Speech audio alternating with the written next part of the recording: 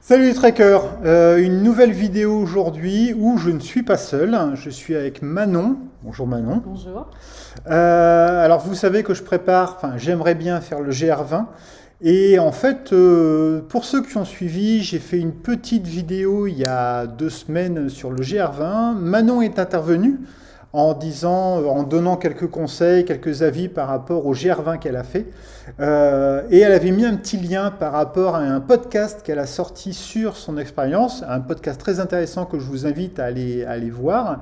Et en fait, ben, à cet effet, je l'ai contacté en disant, écoute, si tu as fait le GR20, si tu es du coin, tu es de la métropole lilloise, ce serait trop sympa de venir en parler un petit peu, parce que moi, ça m'intéresse beaucoup et je suis sûr que les abonnés seront intéressés.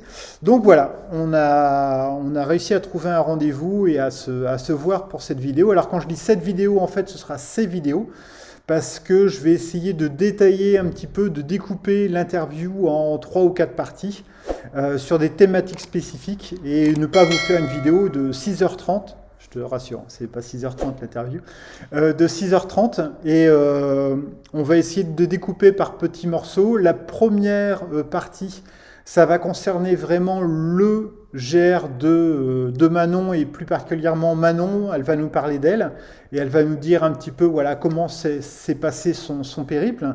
La deuxième partie portera sur le GR20 en lui-même. Donc je lui poserai des questions sur les dénivelés, les gîtes, l'organisation, tout ça. Il y aura une partie sur l'alimentation proprement dite. Donc pour savoir ce que Manon avait prévu de manger, enfin Manon et Elisabeth, parce que tu l'as fait avec une amie, donc ce qu'elles avaient prévu de manger, comment elles se sont ravitaillées en gîte, puis aussi l'hydratation. Et on terminera sur une dernière vidéo sur un topo, donc un petit peu que Manon puisse nous dire un petit peu ce qu'elle a pensé de sa randonnée, de comment ça s'est passé, s'il y a des plus, des moins au niveau du matériel, voilà, son ressenti. Et pourquoi pas nous parler un petit peu des prochaines randonnées qu'elle voudrait faire. Voilà, c'est parti. Donc Manon, très heureux de t'avoir au studio et sur la chaîne. Merci de l'invitation encore une fois. Est-ce que tu peux nous parler un petit peu de toi, donc nous dire un petit peu qui tu es, ce que tu fais dans la vie. Moi, ce qui m'intéresserait de savoir, c'est, alors je le sais, hein, parce que je me suis un peu documenté, mais je vais faire le mec qui ne sait pas. Je voudrais savoir un petit peu si tu es sportive, si tu as l'habitude de faire des randonnées et pourquoi le GR20.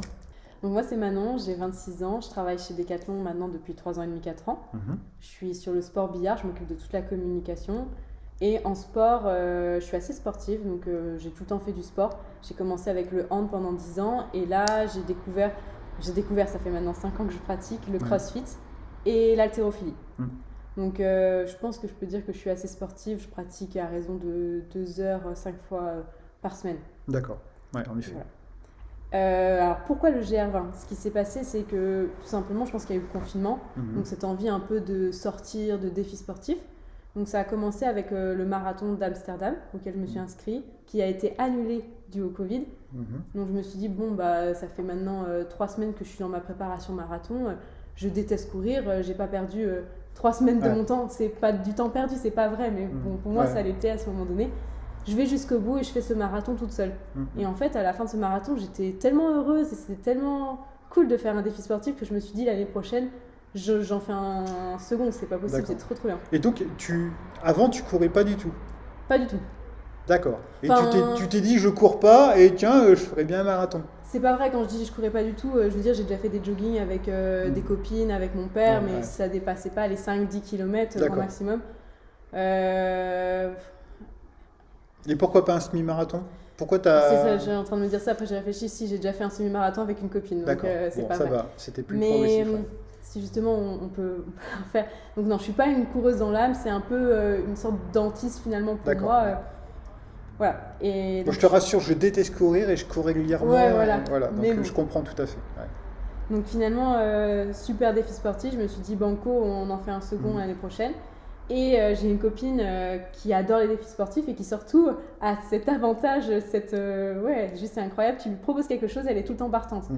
Donc j'avais envie de faire le GR20 depuis un petit moment et puis je me suis dit tiens, je vais lui proposer à elle et sans hésitation elle a dit oui alors qu'on savait pas du tout à quoi s'attendre, ce que Mais c'était. pourquoi le GR20? Parce que je pense que c'est le plus connu. D'accord. Tout simplement. c'est la Corse, donc tout à je pense qu'il fait. n'y a pas vraiment de raison. Ça fait rêver. Bah, quoi. c'est ça. Tout à fait. Tu vois, même on parlait du tour du Mont Blanc en off tout à l'heure, bah, ça m'est pas venu à l'esprit celui-là, c'est vraiment le GR20 qui m'est venu. Mais tu sais quand même que le GR20 est considéré comme l'un des plus compliqués d'Europe. Non, je le savais pas. Vraiment, c'est après quand j'ai commencé à le préparer et à me documenter que j'ai réalisé qu'on s'était un peu lancé sur un truc chaud patate. Donc voilà, elle m'a dit oui et de ce fait, on a commencé nos préparatifs, à se renseigner et à trouver des solutions sur quel matériel, comment, quoi, etc. Ok, voilà, ok. Mais là, ce que tu es en train de nous expliquer, c'est que tu t'es dit je vais faire le GR20, mais d'habitude tu randonnes pas. Enfin, quand je dis tu randonnes pas, tu fais peut-être des balades ou des marches, mais ça t'était jamais arrivé de faire des randonnées sur 1-2 journées ou dormir en bivouac, des choses comme ça? Jamais, j'ai jamais fait ça de ma vie. J'ai fait des randonnées étant plus petite avec mes parents, mais sur une journée, donc on partait juste avec un sac à dos et de l'eau et ça durait pas 4-5 heures quoi. Et on rentrait tout le temps à la maison, mais sinon, non, mis à part marcher dans les villes longtemps, j'ai jamais fait de randonnée de ce niveau-là, donc c'était vraiment nouveau. Ok. Et donc, tu es partie en binôme avec Elisabeth, qui est sportive également. Qui pratique les mêmes sports que moi, elle a un gros passif sportif également, et là, elle est à fond dans le crossfit et l'haltéro depuis ces dernières années. L'haltérophilie, c'est quand même assez loin de la randonnée. Ah oui. Hein? Parce qu'en général, on essaie de porter le plus lourd possible en haltéro, alors qu'en randonnée, on essaye d'être le plus light possible. Et le plus longtemps possible en randonnée. Alors que là, à l'haltéro, tu es sur un effort qui va être très court et très intense, très nerveux. On n'est pas du tout sur le même effort physique. Ok. Mais cependant, je pense que l'haltéro nous a aidés. Ouais. D'accord. Pour en revenir, ce que j'aimerais vraiment bien que les abonnés et que tout le monde comprenne un petit peu ton niveau. Tu es sportif, tu pratiques beaucoup de sport. Par contre, donc la randonnée, c'est tout à fait nouveau pour toi. Le marathon, alors c'est vraiment un défi de faire un marathon, mais tu l'as pas fait en 3 heures, si j'ai bien compris. Non, je l'ai fait en 4h50, donc 4h50, à mon rythme. Ouais, d'accord. Donc là, je pense que déjà on comprend que tu as quand même t'es sportive. Mais je voudrais pas que les abonnés se disent oui, mais en fait c'est une super sportive qui a fait un marathon en 3 heures, tout ça. Et est-ce que tu penses que le fait d'avoir couru ou le fait de faire beaucoup de crossfit, tout ça, ça t'a vraiment... Parce que l'effort n'est pas tout à fait le même, mais est-ce que ça t'a préparé à ce GR20? Carrément. Ça t'a aidé? Ouais. Alors, donc, pour revenir, donc oui, non, je suis pas une grande sportive, je pratique beaucoup, donc... on va dire que ça m'a aidé, mais je ne suis pas une sportive de l'extrême à me mettre en objectif des performances incroyables. C'est pas du tout le but, ça reste du sport plaisir, vraiment. D'accord. Et le crossfit et l'haltérophilie m'a vraiment aidé à la préparation de ce GR20 parce que le crossfit, tu vas travailler ton renforcement musculaire, tu travailles ton explosivité, ton endurance aussi d'une certaine façon sur le crossfit, même si c'est des efforts beaucoup plus courts et intenses. On fait également du fractionné qui va nous permettre de travailler notre cardio de fond. Donc on va dire dans les montées, lors des montées du GR20, on sent que si tu as un cardio, ça aide. Oui, tout à fait. Voilà. Et le renforcement musculaire qu'on a eu via le crossfit et l'haltérophilie, ça nous a aidé en fait à porter le sac, à avoir les muscles assez forts finalement pour pouvoir supporter la charge tout le long d'une journée. Et même par rapport aux cuisses et aux jambes, on le sentait, on avait de l'explosivité lors des montées. J'ai pas un gros passif d'escalade, j'en ai fait un petit peu, donc j'avais les bases, mais le fait d'avoir de la force dans les jambes, j'ai pu vraiment m'aider pour porter mon sac et grimper. Parce que c'est vrai qu'en plus le GR20 est loin d'être un GR tout plat. Hein, je crois qu'il y a 12 000 de D+, à peu près. C'est ça, ouais. Donc tu grimpes quand même pas mal. Et moi, il y a une chose que je pourrais rajouter aussi par rapport au fait de faire du sport, alors faire du sport à notre niveau, mais par exemple, j'ai aussi eu l'occasion, la chance de faire un marathon. Comme toi, je l'ai fait super lentement, je l'ai même fait plus lentement que toi. Super lentement, mais dire ça, c'est bien. Mais le truc, c'est que je retrouve souvent quand je fais du sport, alors encore une fois à mon niveau, très lentement, mais il y a aussi cette notion de morale, de volonté. Et dans l'article que tu as fait, j'ai retrouvé un moment où tout à la fin, il y a une citation sur... Quand l'esprit veut, le corps peut, quelque chose comme ça, qui était assez intéressant. Et tu penses aussi que le fait de faire du sport sans être forcément à haut niveau te permet aussi, dans les moments difficiles, de se dire, voilà, on continue et tu vois, on persévère. Ouais, alors ça, cette citation, elle résumait bien le GR, c'est Ellie qui l'a mis en avant parce que, pour remettre un peu le contexte, mais on en parlera sûrement par la suite, c'est qu'elle a eu beaucoup d'ampoules Ouais. et vraiment la douleur, elle était insupportable pour elle et pourtant elle a continué d'avancer parce qu'elle savait que le GR n'était pas terminé.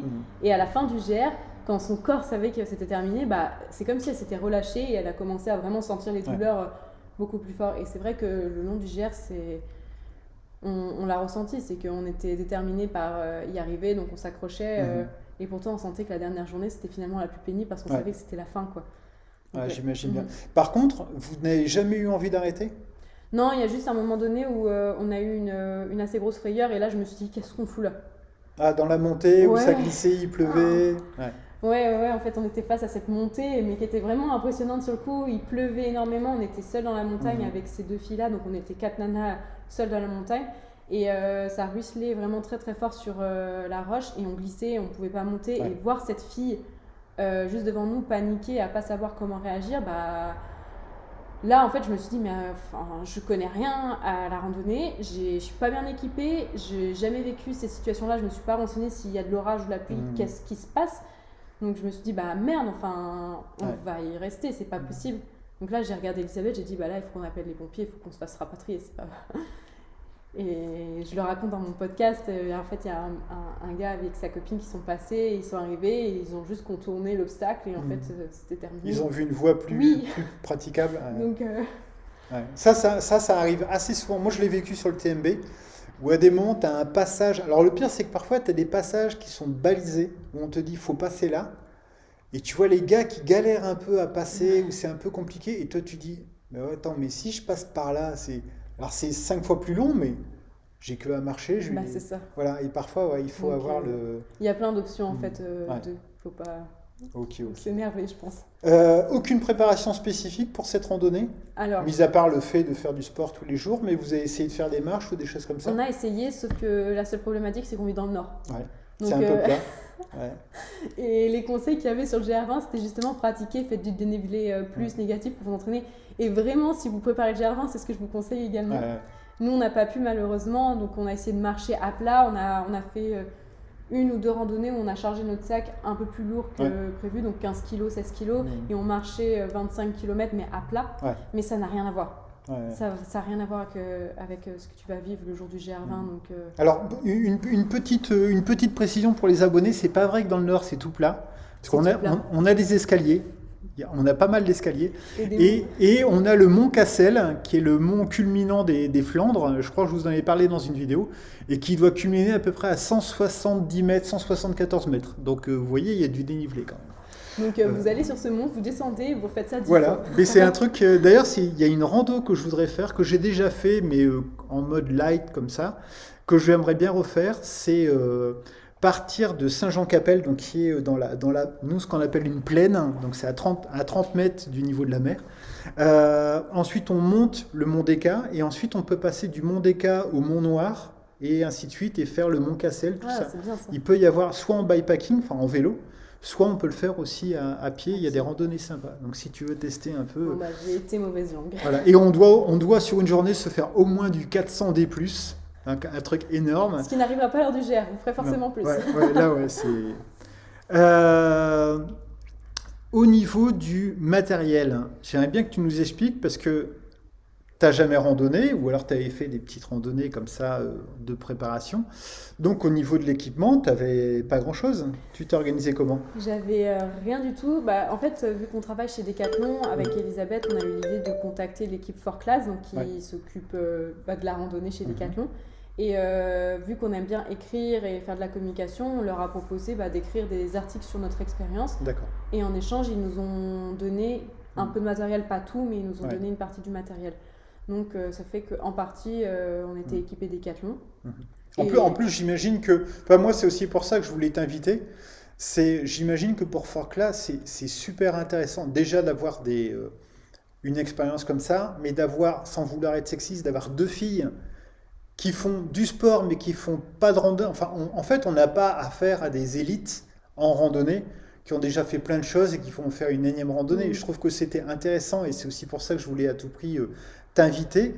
C'est pas de dire que n'importe qui peut le faire, parce que vous n'êtes pas n'importe qui, Mais en même temps, je trouve ça intéressant de voir que des, des débutants en randonnée peuvent aussi faire le GR20 Carrément. avec un minimum de passé sportif. Mais voilà, par contre, Mm. j'appuierai sur ça, c'est qu'on a Ouais. un passé sportif Ouais, et on a tout à vu fait. pas Ouais. mal de gens sur le parcours du GR20 abandonner. Ouais. Ils avaient peut-être une expérience de la Je randonnée. voulais te poser la Ouais, question c'est ça. par rapport à ça. Ouais. Mais donc, C'est- je pense que c'est vraiment pas à prendre à la légère et Ouais. qu'une condition physique est nécessaire et hyper Ouais. importante pour le GR20. Nous, on l'avait. Ouais. Donc, Parce c'est- que dans le... On reviendra après au... Je fais une petite... Je voulais te poser la question, donc je fais une petite déviation. Quand je t'ai demandé si vous vouliez abandonner, j'ai vu dans le podcast ou dans l'article qu'il y a des gens qui ont abandonné en cours de route avec qui vous aviez sympathisé, et il y a aussi des gens qui font qu'une partie du GR. C'est ça. C'est-à-dire qu'on peut faire le GR20 du nord au sud ou du sud au nord, mais on peut aussi faire que le nord ou que le sud. Oui, et puis Ouais. même, je connais des personnes qui sont arrivées au niveau de l'étape 2 ou 3, la 3, parce Ouais. qu'en fait, c'est une station ski, donc le refuge est accessible en voiture. Donc, D'accord. des personnes démarrent ici. Ah oui, d'accord. Tu as Ouais, plusieurs ouais, ouais, possibilités. ouais. Les refuges, Ok. tu peux les atteindre facilement finalement. Ouais. Ouais, donc pour les personnes qui voudraient goûter du GR20 sans forcément faire les 180 Il y a tout bornes, le temps de la possibilité. Il y a des La refuges qui sont possibilité. vraiment perdus en fin Ouais. fond de la montagne, donc là c'est plus compliqué, mais tu as des refuges très accessibles, donc ça te Ouais. permet de soit faire la moitié, soit prendre en route.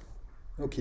Et donc l'abandon, il y a des gens qui ont abandonné, c'était pour quelles raisons? Ils en avaient marre, ou des blessures, ou ils étaient fatigués, ou... Alors on a croisé plusieurs cas de figure. Il y a des personnes parce que voilà, physiquement ils y arrivaient plus, Mhm. ils étaient blessés, ils avaient mal ou pas en forme. Il y en a d'autres tout simplement à cause du temps. Ouais. Donc nous on est parti en septembre, donc c'est la saison des orages et des pluies. Mhm. Et il y a des moments où ça devenait un peu dangereux Ouais, en ouais. montagne. Donc il y a des personnes où pour eux c'était trop compliqué. Vous êtes parti en septembre, hein, Oui. c'est ça, hein, Fin septembre. août, Ouais. 28 août, début septembre. D'accord. Et donc du coup il y a des moments où c'était vraiment chaud. Donc Mhm. si tu te retrouvais sur les crêtes avec l'orage, bon c'est un peu Ouais. dangereux. Et donc il y a des personnes qui ont arrêté pour ça et d'autres tout simplement qui ont arrêté à mi-parcours parce qu'ils n'avaient pas le temps ou que c'était prévu comme Mhm. ça. Ok.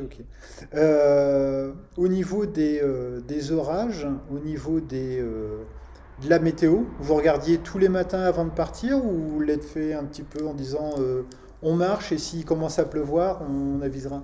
Au début on était un peu comme ça. Ouais. Après, on a vite compris qu'il fallait quand même checker. Et en fait, finalement, il y a tellement de gens sur le GR20 et le soir, quand tu es en refuge, tu discutes Ouais. que tu es rapidement mis au fait du temps du lendemain.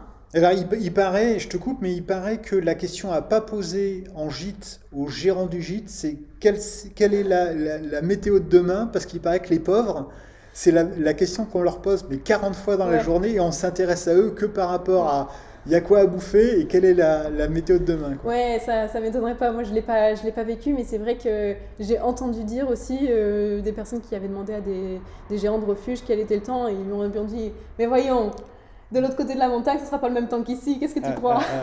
Ouais, tout à fait. Ouais. Donc non, le temps il est hyper changeant. Ce qu'on avait remarqué au bout d'un moment, c'est qu'à partir de 15h, l'orage arrivait. Donc du coup, on partait tôt pour essayer d'arriver avant 15h au refuge et ça fonctionnait plutôt bien ça. Ok. Mais en effet, septembre, on va dire, c'est délicat par rapport au temps. Après, c'est tellement varié d'une saison à une autre qu'on ne peut pas... Ouais, moi, c'est ce que j'ai regardé quand j'ai commencé à préparer le GR20 par rapport aux vidéos. Il y a...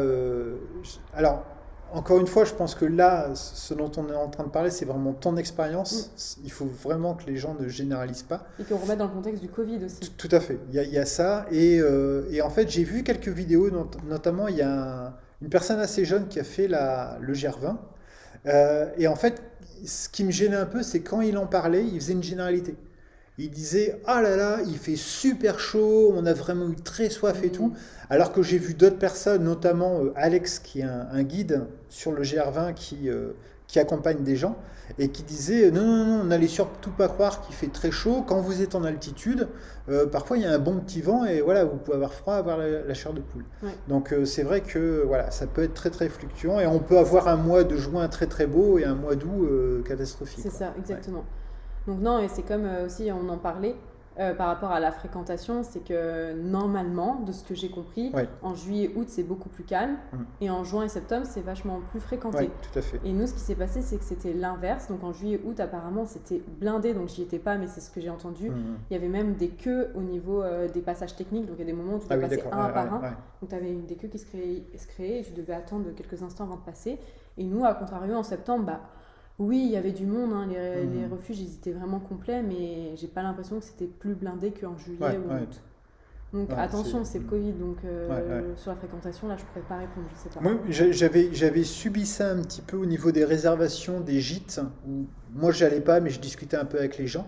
Et il y a beaucoup de personnes sur le GR30 que j'ai fait au mois de juin, si je ne me trompe pas, qui me disaient ah, c'est super dur d'avoir des gîtes. Alors je disais ah bon, pourquoi? Parce que pourtant, il n'y a pas tellement de monde sur le chemin. Et ils me disaient oui, mais la plupart des gîtes municipaux sont fermés à cause du Covid. Ils ont limité le nombre de places dans les gîtes à cause du Covid. Et donc, d'un coup, par rapport à l'affluence, même si elle est faible, en fait, il y a assez peu de places. Et donc, les gîtes sont vite blindés. Donc ça, c'est embêtant. En parlant de gîte, toi, tu réservais assez longtemps à l'avance ou Alors, on s'y était pris à l'avance parce qu'à la base, on devait partir en bivouac. Donc, du coup, on avait réservé un emplacement nu. Donc, déjà, savoir avec le GR20, c'est que tu es obligé de réserver dans les refuges. C'est un parc naturel protégé. C'est vraiment très carré, le GR20. Et donc, bref, on avait réservé ces emplacements nus. Et au dernier moment, vraiment 2-3 jours avant de partir, on a décidé d'enlever nos tentes et nos matelas de nos sacs pour les alléger. Parce qu'on a un ami bienveillant qui nous a dit « Les filles, vous n'êtes pas des randonneuses de l'extrême, vous débutez.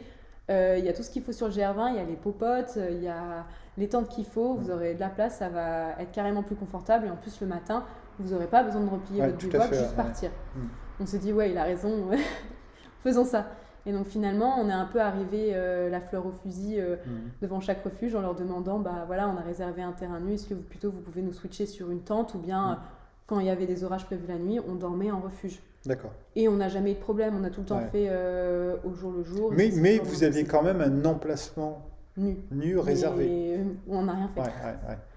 Parce que les tentes, elles ne sont pas sur ces emplacements-là. Oui, tout à fait. Tout à fait. Il y a juste eu une fois où on n'est même pas arrivé si tard que ça, peut-être vers 16h30. Et on a demandé une tente et là, il n'y avait plus rien. Et ils nous ont dit, écoutez, attendez jusqu'à 19h, pas d'inquiétude, vous aurez forcément une solution, mais j'attends que tout le monde arrive pour pouvoir... pour être tranquille. C'est ça, et on n'a pas eu de problème. On n'a jamais eu de problème. D'accord. Pour revenir au matériel, alors, vous aviez quoi exactement? Qu'est-ce que Forclaz vous avez prêté? C'était... Donc, il y avait le sac à dos? Alors, il y avait le sac à dos. On n'avait pas le même sac à dos, Élie et moi. On pouvait choisir entre 2-3 modèles différents. Moi, j'avais un sac de 50 litres plus 10, donc 60. J'ai le nom juste là. C'était le sac MT500. Il coûte 90 € normalement. Je sais pas pareil si tu voudrais regarder ça ou pas. En termes de chaussures, là, c'est moi qui les avais achetées en amont parce que je voulais faire quelques randonnées pour m'entraîner pendant les vacances et surtout les utiliser. Donc là, j'avais pris quand même le top de gamme de Decathlon. Pareil, le nom, c'est les All Trail MT7-F à 160 €. Donc vraiment, j'avais pris pour moi le mieux du mieux. Avec, C'était des tiges hautes? Ouais.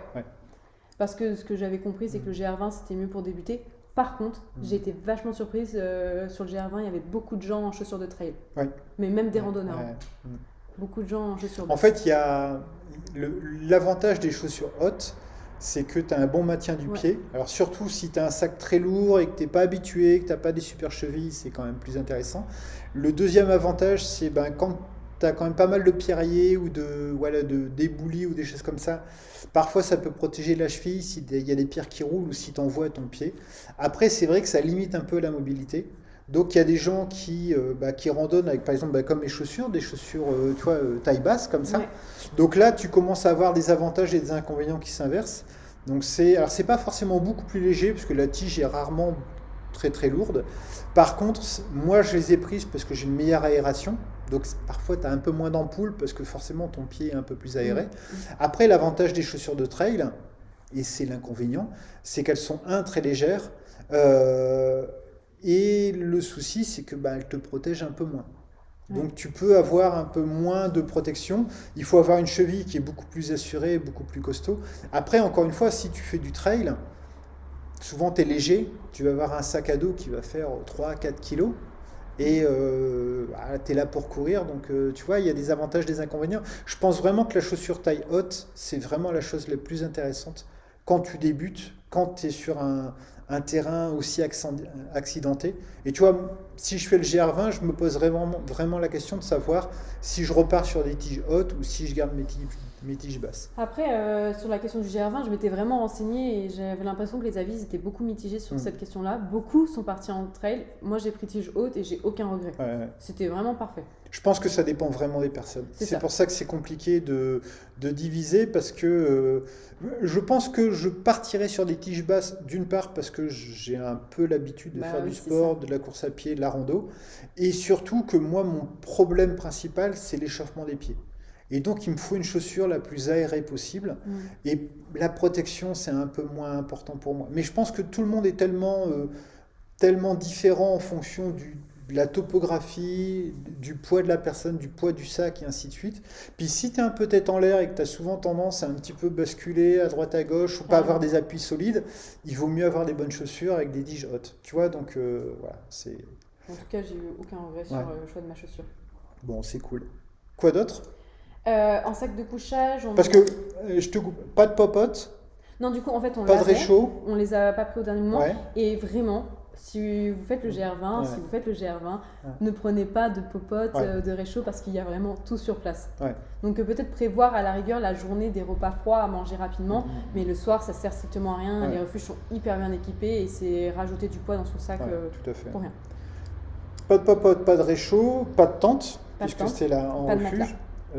Pas de matelas. En refuge, il te propose un matelas? Oui. D'accord. Attention, plus de 10. Oui, ça c'est... Ça peut arriver. Même en tente. Apparemment. Ouais, d'accord. Nous, on n'a pas eu de problème. Donc un duvet quand même. Froid. Moins 5 degrés. Moins 5, ok. Moins 5 degrés. Généralement, ça a été juste une nuit où on était dans un refuge en hauteur, le plus haut. Et là, il avait fait très froid cette nuit-là. Et je me souviens que j'avais dormi en doudou. D'accord.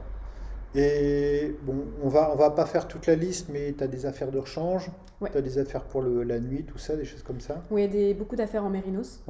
Donc même mes sous-couches, mes t-shirts, mes chaussettes, j'avais même des culottes en mérinos. J'avais 2 shorts, un pantalon de pluie et un leggings. Et puis grosso modo c'était ça, un chapeau, lunettes de soleil, crème solaire. Trousse de soins. Pour les ampoules, vous y étiez parti avec... Oui, on avait pris une mini trousse de secours. On avait rajouté des pansements spéciaux ampoules. Les compides? Ouais, les compides. Moi, j'ai détesté. Pourquoi? Parce qu'en fait, je pense que je le mettais trop tardivement. Donc, au moment où l'ampoule était pétée, et donc du coup, le pansement se coinçait dans mon ampoule. Et ça me faisait plus mal qu'autre chose. Donc j'ai pas aimé, mais par contre Ellie qui a eu pas mal d'ampoules, ça a été ses meilleurs potes. J'imagine. Impec. Et les bâtons de marche. Donc pas de chance, j'ai perdu mes bâtons dès le premier jour. Donc on était dans un stop qui nous emmenait de l'aéroport jusqu'au départ du GR20. Vous avez fait de l'autostop pour aller jusqu'au point de départ. Alors vraiment c'est un truc qui fonctionne super bien. Les gens ils sont d'une générosité juste incroyable, donc il n'y aura aucun problème à avoir des stops. Et donc on met nos affaires vers l'avant de la voiture et je mets mes bâtons à l'arrière et en partant précipitamment je les oublie. Donc je me retrouve sans bâton. Il y a le Spar du village qui en trouve un qui venait justement peut-être de finir le GR20 qui était complètement démonté. Donc je commence avec ça et je me dis que j'en trouverai un second pour me faire appui. Mais en gros, grosso modo, j'ai fait mon GR avec un bâton. Donc, ce qui n'est pas toujours évident, parce que pour équilibrer, pour le poids du sac, tout ça, c'est quand même assez pratique, les bâtons. Ouais, je pense que vraiment, les bâtons, c'est pratique. Il y en a qui le font sans, mais je trouve que ça te donne quand même un appui, un élan. Rien que le fait d'en avoir un, chanter que je m'appuyais dessus, ça m'aidait quand même. Ce que je trouvais par contre assez cool, le fait d'en avoir qu'un seul, c'est que quand il y avait des obstacles ou des moments où il fallait escalader, j'avais juste finalement à rapidement mettre le bâton derrière et j'avais mon autre main. Alors que ceux qui avaient des bâtons, il fallait tout ranger. Il faut ranger, c'est plus long. Tout à fait. Voilà, donc on va dire que j'étais plus à l'aise et plus rapide du coup par rapport à ça. Alors moi j'ai un gros avantage, c'est que les bâtons, je m'en suis servi sur le TMB, je randonne avec un sac à dos et j'ai un petit sac devant moi, une besace. Et le gros avantage, c'est que mes bâtons, quand je dois grimper, bon après on n'est pas à 2 minutes près, mais je les replie. Et en fait, comme ils ont une longueur qui n'est pas énorme, en fait je les mets dans le sac devant. Ah, trop bien. Donc j'ai pas à les mettre derrière ou à l'enlever mon sac, je les mets dans le sac devant, je ferme un peu la fermeture éclair, donc ils sont maintenus, je peux grimper et dès que je veux m'en servir. Voilà. Donc c'est le gros avantage, un des 165 gros avantages d'avoir une besace. Voilà. Il n'y a pas que les bâtons que vous avez perdus, un chapeau aussi? Ouais, ça c'est Ellie qui a perdu son chapeau. Je pense qu'il devait être En fait, on a mis nos sacs en soute parce qu'avec les bâtons de marche, avec tout ça, on peut pas les emmener en cabine avec nous. Et il a dû tomber ou je sais pas quoi. Donc, Et ça, vous aviez prévu quoi? Un chapeau toutes les deux, une casquette? on avait un chapeau et on avait comment ça s'appelle un buff. Ouais. Voilà. Ouais. Donc du coup, elle a utilisé ça au début pour se D'accord. protéger la tête. Et en fait, finalement, rapidement dans un refuge, elle a demandé à un gérant s'ils n'avaient pas des casquettes ou chapeaux. Ouais, et en fait, il y a tellement de oublié, gens qui ouais, perdent bien leurs sûr. affaires que voilà. Elle s'est retrouvée avec une casquette. En fait, tu peux y aller quasiment à poil Ouais. et petit à petit, tu te... Voilà. Tu Donc, vois, par contre, c'est- les bâtons, j'ai galéré à en trouver. Hein, j'en ai pas eu. J'imagine. Moi, les rares fois où j'ai vu des bâtons, c'était des bâtons cassés. C'est ça. Ils sont dans les poubelles, ils ont été explosés et voilà. Ouais. Le seul moment où j'ai réussi à avoir une paire de bâtons normale, c'est à la moitié du parcours. On a des amis qui quittaient le GR20 et il m'a dit bah tiens, je te donne mes bâtons. Ouais. Et le bâton, un des bâtons s'est pété le lendemain. Donc quand je l'utilise Ah pour la oui. première fois, il y en a un qui s'est pété. Donc je me suis retrouvée de nouveau avec un bâton. Je me suis dit bon Pas bah cool. c'est ça, le GR20 je vais le faire avec un bâton, c'est tout. Ouais. Voilà. Et ça c'est fait. On va s'arrêter là pour cette vidéo parce que j'ai plein de questions à te poser ou des approfondissements à faire, mais plus sur d'autres thématiques qui vont concerner les autres vidéos. Alors j'espère que cette vidéo vous aura plu. Donc c'était une vidéo vraiment présentation pour vous présenter Manon et un peu le GR qu'elle a fait. Encore une fois, je vous rappelle que c'est juste une expérience d'une personne à un moment donné. Un peu ce que je fais moi sur mes vidéos hein, quand je vous dis... Voilà, je trouve que les gens ici sont sympas ou pas sympas, ou que le terrain est dur ou il fait chaud. Voilà, c'est mon avis à moi, là c'est l'avis de Manon. On se retrouve la semaine prochaine pour parler vraiment du GR20 qu'elle a vécu, donc les gîtes plus en détail, la température, les dénivelés, plein de choses comme ça. Et j'espère que cette vidéo vous aura plu et on se retrouve la semaine prochaine. Salut!